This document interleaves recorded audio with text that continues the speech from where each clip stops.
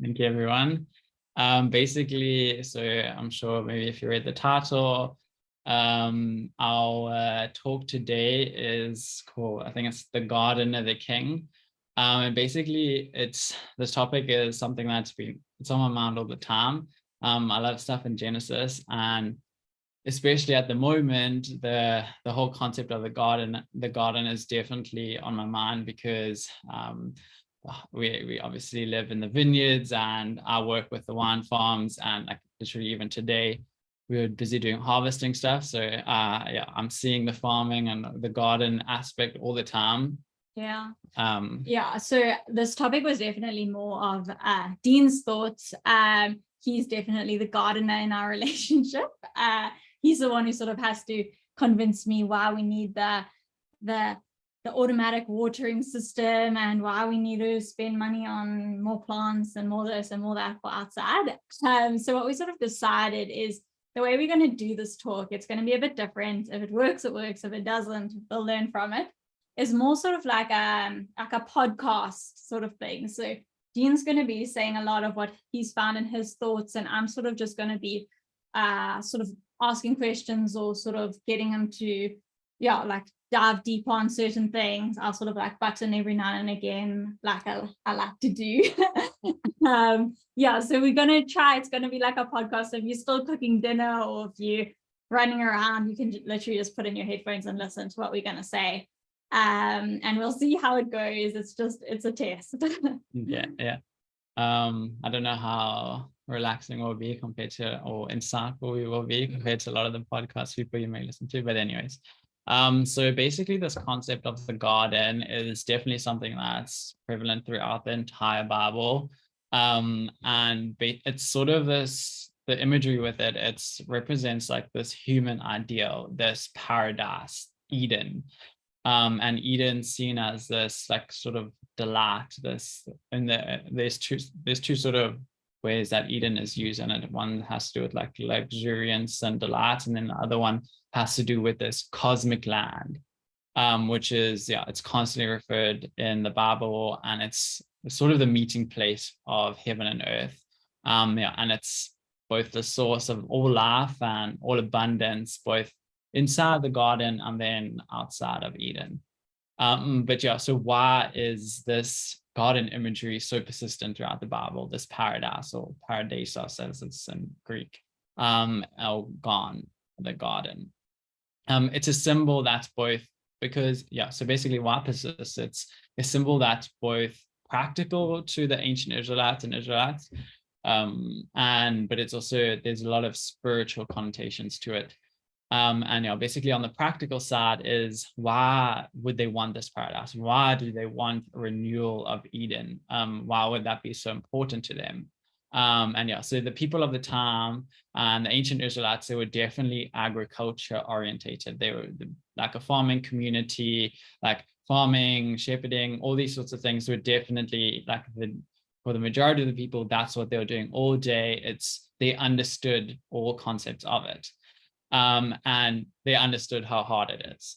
Even I know how hard farming is. Even just trying to keep my grass outside alive in the summer with 42 degrees is definitely a challenge, I can promise you that. So when you look at the actual word garden in the Bible, so there's so in Hebrew you have gan, which is and then in Greek you have paradisos. So both of these are actually, so in gan it's an enclosed garden, or paradisos is in a grand enclosure. So I know we had a talk Aunt Petru did on this, and just to sort of touch on that, because I know this question came up when we were speaking about this, is it's really interesting how Eden and the garden is sort of referred to as this enclosed space. Because when I sort of would think of this paradise, which we imagine Eden to be, I sort of picture myself being in the mountains, this endless space, no fences, and just being like fully immersed in this sort of endless creation. So it is sort of, it really sort of makes you think, why was Eden this enclosed space? Like you sort of never imagine fences and enclosed spaces being like a a positive sort of thing, if that makes sense. It's definitely the thought that we've like both spoken about and the thought we've had. But then I sort of thought about it more, and like, why would these ancient Israelites or these ancient people, why would they want to have this enclosed space? Why aren't they just happy with the endless like fields or whatever? And that has to do with the fact that, like, just imagine yourself actually, like, say you're living in the wilderness. Imagine trying to hunt your food down every night. Imagine trying to, like, in the harshest environment. I mean, these are Israelites. They're living in, like, they're not the most ideal. It's like very like dry Mediterranean sort of stuff. And it's a really tough, would really be in a tough place to be. So like having this Eden imagery definitely would have. Thinking on that sort of thing is actually when we were in Swellendam last week, we were eating dinner outside and we saw this hare go past, and we were speaking about, imagine you were left in the wilderness and sort of now you have to survive, and I'm pretty sure none of us would survive if we just dropped into the wilderness. And we're thinking about how difficult that would be, just to be dropped there trying to now catch the hare or catch fish or something like that. So it's definitely to be left out in the wilderness, because none of us experienced that, but obviously how they would have seen it, to be left out in the wilderness is a very sort of tough environment, and also I guess like a scary place, because there would have been like animals, and a fence can also sort of like a protection, and like, but within that there was also this abundance that was found in the garden. So it definitely, there was both the element of safety, that, or like, you to be in this paradise and close space, you would have been safe from the wolves or whatever. You don't have to sleep with one eye open. And then also you don't have, like, if you have an abundance of water, if you have an abundance of plants, you don't have to stress about, trying to like till the hard ground and all these things. So a garden in this society was really sort of the symbol of, you'll never want for any food. It's a perfect place to be. And it's sort of why the promised land, this land of flowing with milk and honey, would have been so like appealing to them. It would have been meant way more to them than it ever does to us. Having this, like, we can go to, I'm generalizing it, but we can go to the shopping market and get our food and whatever. Like, things are easily accessible to us. To them, this imagery was like, wow, like if we could just, like if we can have this garden, if we can be there, it would be the most incredible thing. Like, they really would have lived a tough life.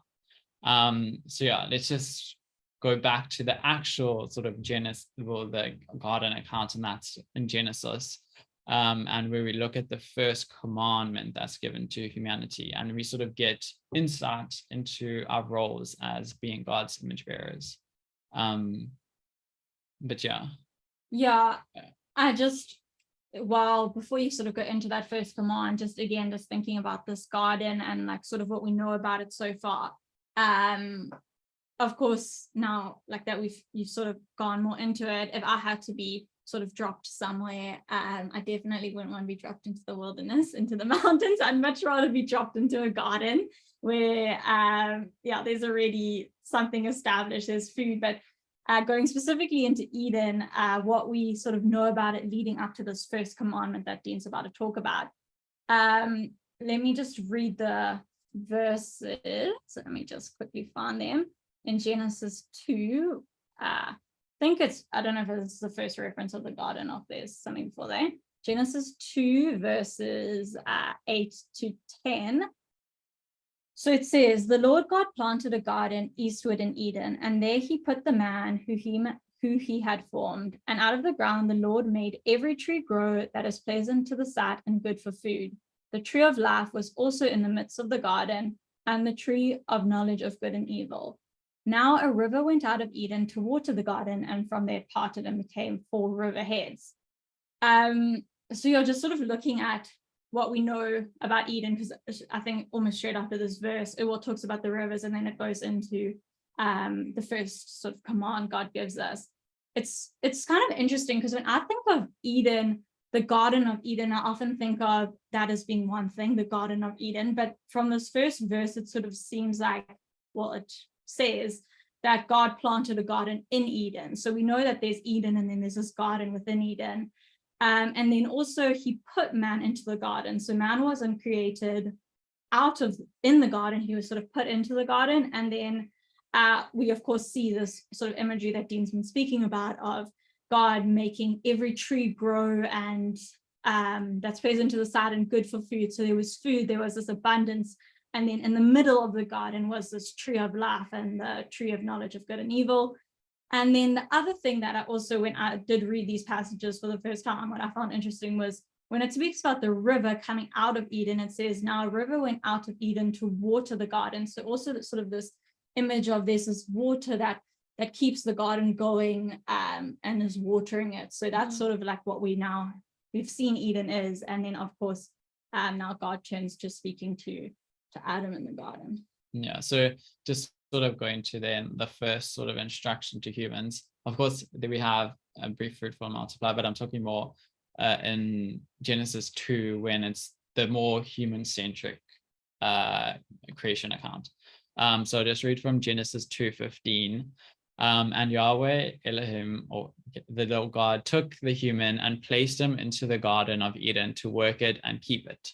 So straight away we have there, it's like God placed us into the garden and we've been given a role. So I found this incredible that it wasn't as if the garden was just sort of complete, like everything was like perfect, and perfect in terms of the ancient Israelite, perfect was complete. So it wasn't yet perfect. We had to be added to the garden to then bring it to its fulfillment. Like there was still work to be done. We were given the role, the incredible role of bringing God's physical touch to this creation that he had now made.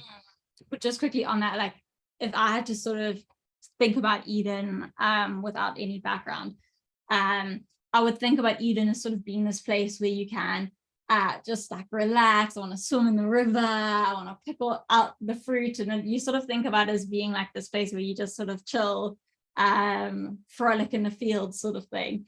So it is quite interesting that the first commandment God gives them in the garden is well, in this account, sort of human-centric account in Genesis 2, is that they must actually work the land. So immediately you think, but isn't it paradise? This is the perfect place. Why do I have to work the land? I just want to chill, sort of thing. So it is really sort of like, doesn't seem like it makes sense in a way. So it definitely was like we weren't put into this 5-star resort where you can just relax and put your hand out and fruit pops into it and stuff.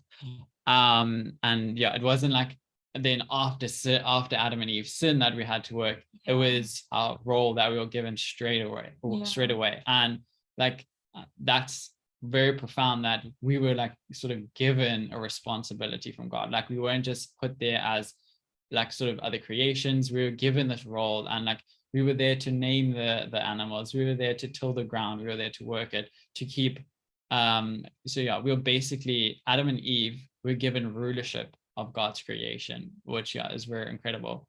And the portrayal, and it's the portrayal of the sort of ideal vocation of humanity, that we have to be sort of these gardeners of this Eden creation. And then sort of just going into the Hebrew, where we have, so when I was talking about where you're told Eden, in the Eden we're told to work it and keep it. So the work is abad. Forgive me however I'm saying that, of course it's probably terrible, but it's the different meanings of that is to work, to serve, to worship.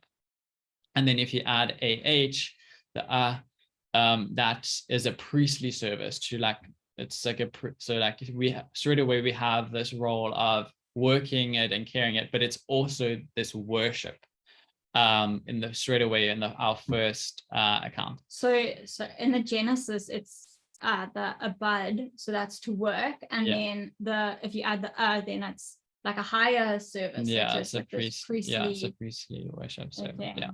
And it's where we first see humanity serving as God's royal representatives or priests. And we'll sort of unpack this, what we mean by royal representatives or royal like this royal priestlyhood. And we first see it in the garden, and then it's sort of this imagery that translates into temporal imagery later on in the Torah.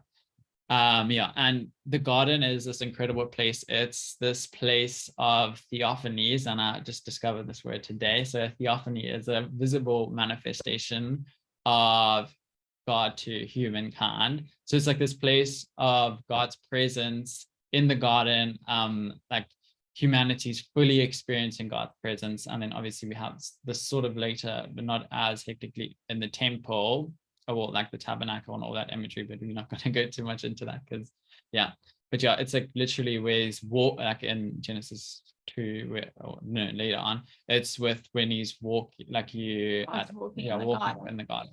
It is a cool word, theophany. Like this visible manifestation of God. And if you had to sort of think of a really good picture of the visible manifestation of God, it is in that Genesis, where back in the Garden of Eden, just after Adam and Eve had obviously taken of the fruit and they had sinned, in verse 8, it goes on to saying, and they heard the sound of the Lord God walking in the garden in the cool of the day. And Adam and his wife hid themselves from the presence of the Lord among the trees of the garden. So it's real, if you had to sort of like close your eyes and picture it, God walking in the garden in the cool of the day. It really is this, it's like quite an amazing sort of image. I know we have spoken about it a lot in other classes about how Eden sort of can represent, and a lot of other things in the Bible, but especially Eden is this place where sort of like heaven and earth meets.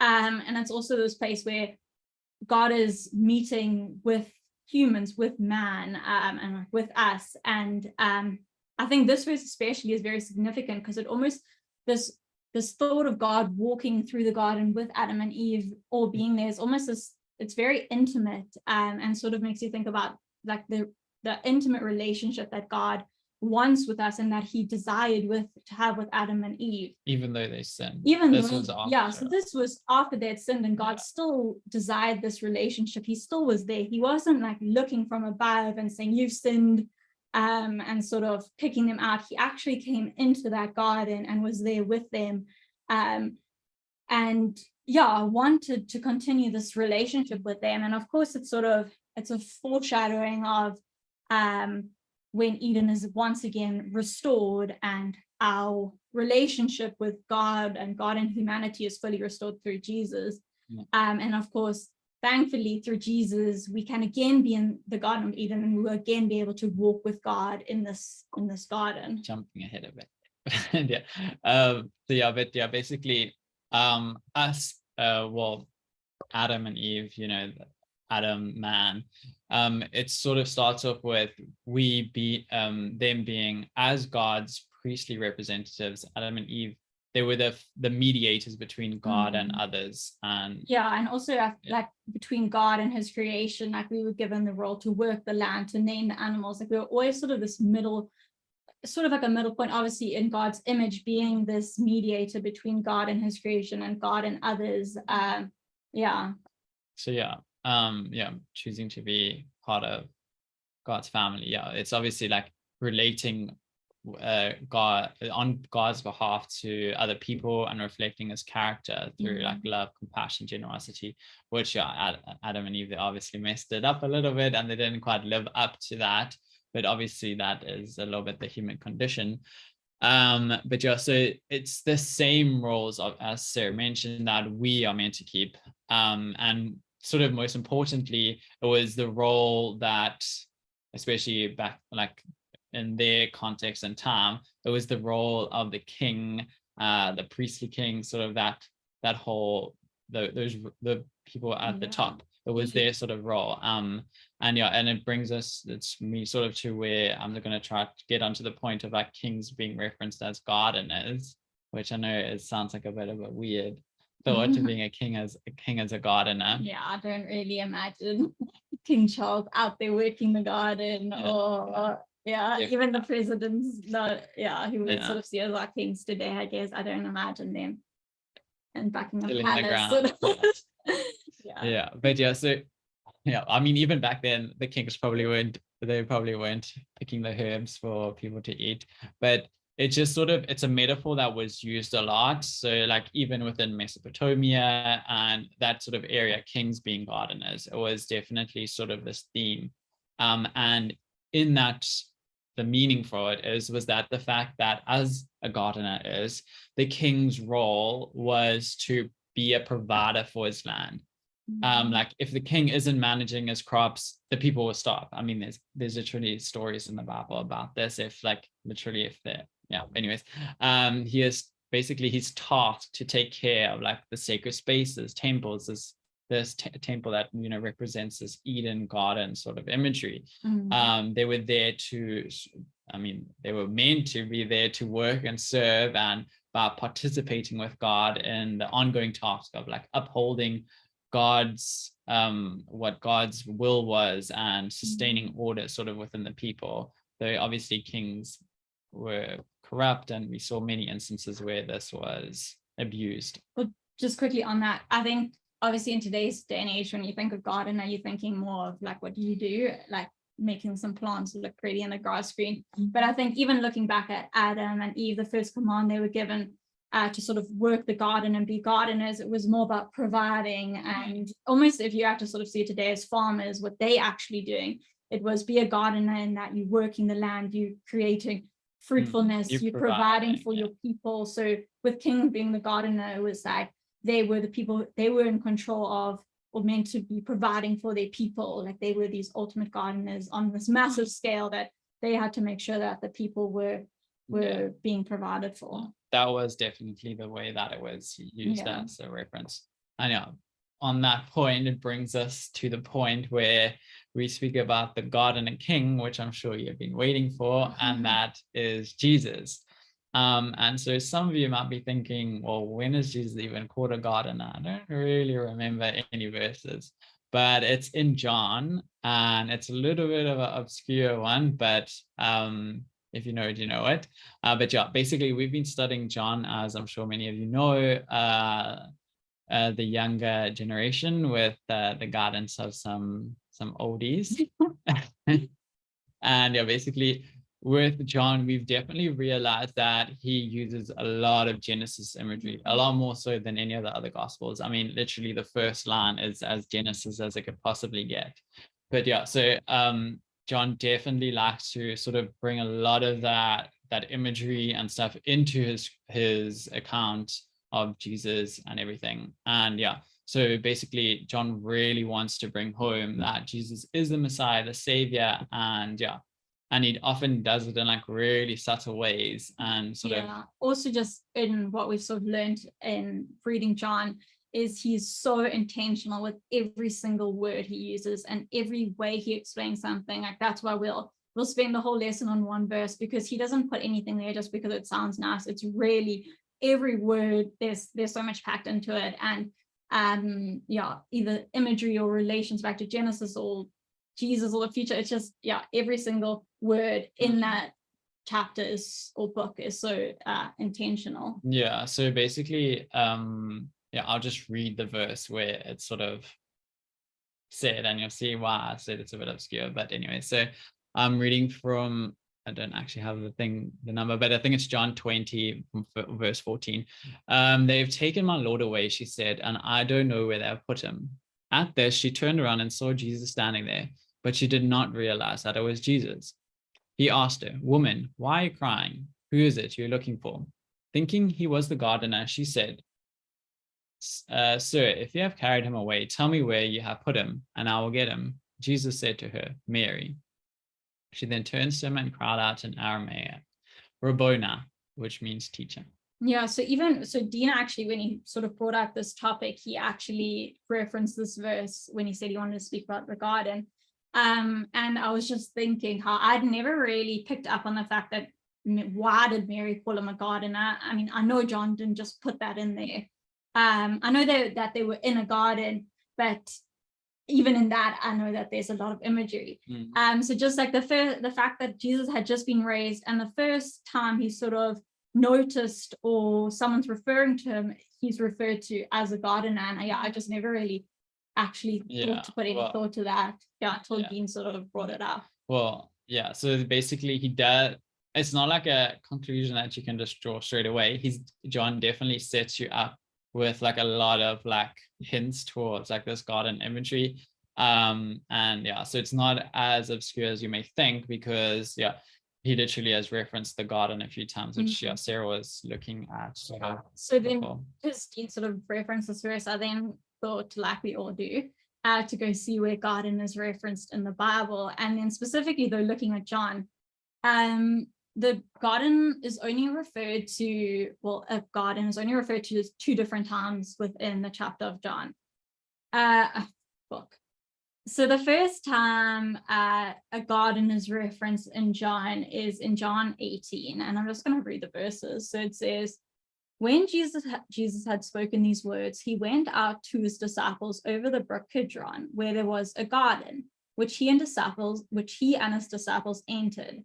And Judas, who betrayed him, also knew the place, for Jesus often met with his disciples there. Then Judas, having received the detachment of troops and officers from the chief priests and Pharisees, came there with lanterns, torches, and weapons. So when I was reading that verse, obviously there's only these 2 times that the garden is referenced in John. And we know garden is a big imagery in Genesis. Sort of try to think like, how do these 2 things link? So I was thinking, of course, well, what we all know, Jesus in a way represented man. He was the Son of Man. He came as a man. He was a representation of us. So we know Jesus entered into this garden, just as Adam entered the garden. Adam was put into the Garden of Eden.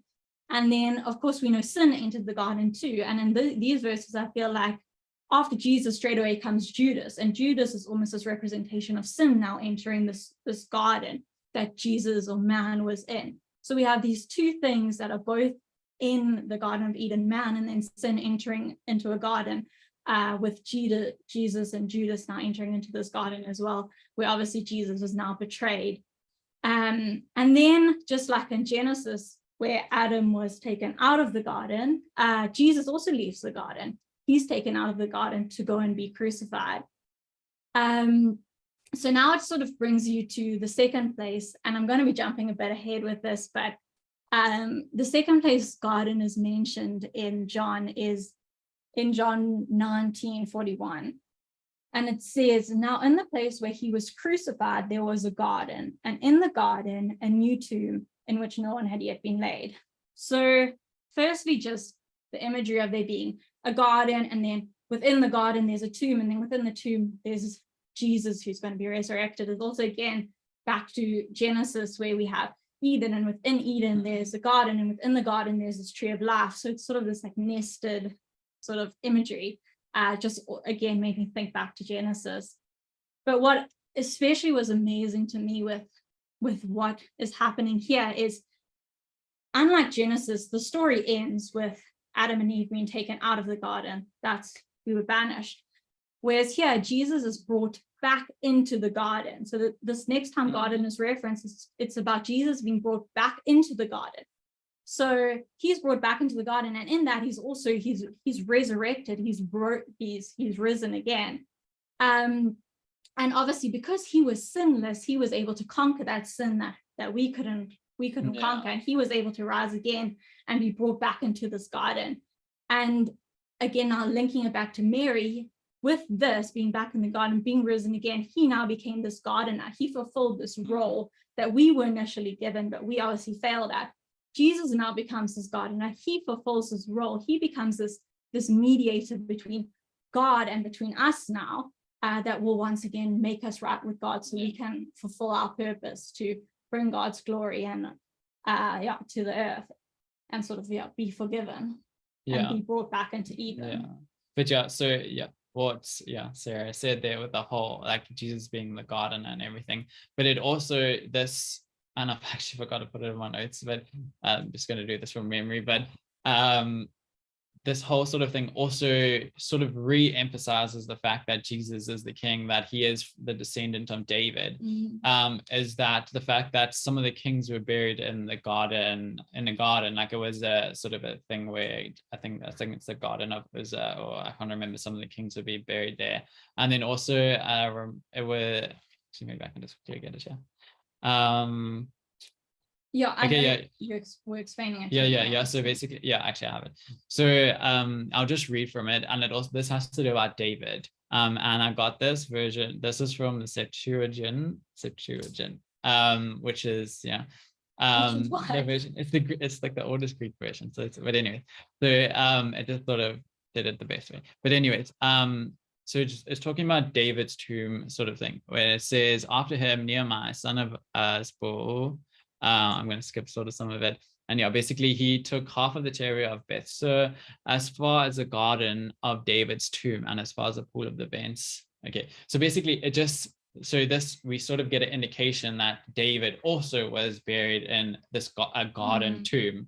And yeah, so this, and yeah, Jesus was buried in a garden tomb, and that's where he was, yeah, he slept to then be anointed as king, sort of this whole kingship thing. So we have both how he, because he was put in this empty garden tomb, sort of represents that he was of this royal lineage, this royal blood, because that is what all the kings throughout the time of Israel, like they sort of have.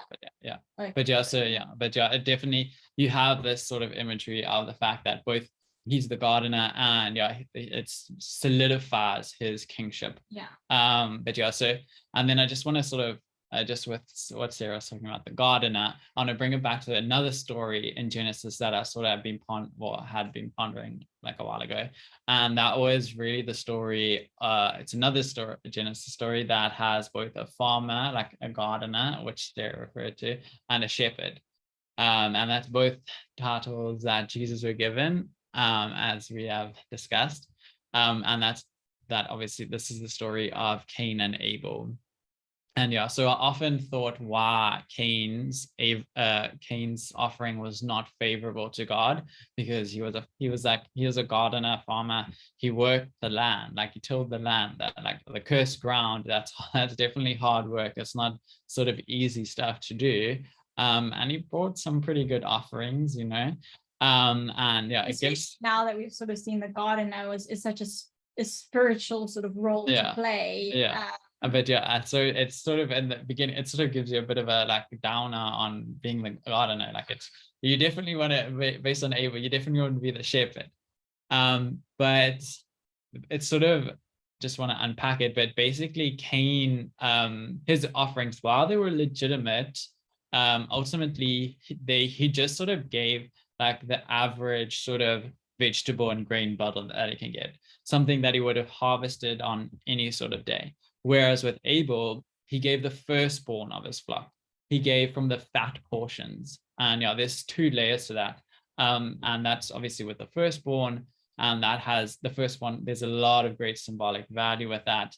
And then the fat portions, this was the tastiest, most nutritious portions of the thing. So basically Abel was, this whole thing can be understood as him giving everything to God. He was making sure to give abundance to God, just as God has given to him. Whereas Cain sort of like, he just gave what he had. Like there was not much thought into it. Obviously God also knew Cain's heart, what would end up happening. But ultimately the favor that he gave to Abel was because he saw that Abel was giving the all to God. And then that brings us then to Jesus, who is the priestly king, gardener, shepherd, and he's a man of many, many titles. But yeah, he really understood sort of this concept, and he understands. Well, yeah, he understood what it is to give the firstborn, to give the fat portion. He gave himself the lamb. And yeah, so we sort of have this imagery where you can either, there's two sort of, the Eden, where you can keep the Eden to yourself. And I'll just read some verses of that. And in 2 Samuel 1 verse 24, O daughters of Israel, weep over Saul, who clothed you in scarlet luxuries. And this word luxuries is actually Eden, if you just look on Strong's, who put ornaments of gold on your apparel. And then another one in Jeremiah 51:34, Nebuchadnezzar, king of Babylon, has devoured us. He has thrown us into confusion. He has made us an empty jar. Like a serpent, he has swallowed us and filled the stomach with our delicacies. And this word delicacies is Eden, and then spewed us out. So we sort of have this thing where you can either take this Eden, this abundance that God gives us, and just keep it in a selfish way that just benefits yourself. Or you can do what Abel did. You can do what Jesus obviously did. You can give the abundance back. You can really fulfill the Eden. So going on that sort of abundance, that was sort of seen to be the differentiating factor between Cain and Abel, with Cain sort of thinking, I can only give so much because I need to keep this for myself, or like sort of having that scarcity mindset, where Abel seemed to say, I will give, from abundance comes abundance. I will give everything. I know that because God sort of continues to give me everything. When I think of abundance, I think about a lot of the imagery in the Bible to do with overflowing waters, and the cups that overflow, like these rivers that are always flowing. And then again, now bringing it back to the Garden in Eden, like we established in the beginning, there's this river that went out to water the garden. So immediately we sort of have this image of abundance, that there's this river that constantly flows through the garden, ensuring that everything is watered and can bear fruit and is alive. There's sort of, these abundant waters.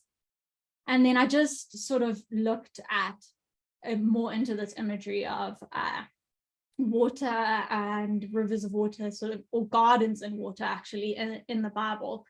And some verses that came up was this one in Isaiah, which is, he's talking to the people of Judah who had turned away from God. And he says, for you shall be as terebinth, I think that's oaks, whose leaf fades, and as a garden that has no water.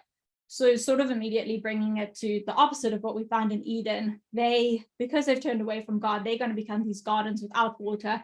And we all know what happens to a garden without water. Literally, even in our garden, the irrigation only hits some of the plants. So we have these two, what are those protea ones that we have, a dead one and then a live one?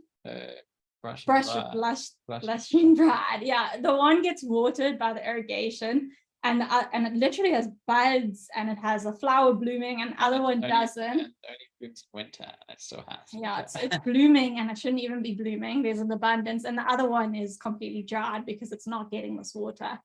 So yeah, just sort of like, that's already an image of, if you turn away from God, then you're going to not be like a watered garden. You're going to instead be like a garden who has no water.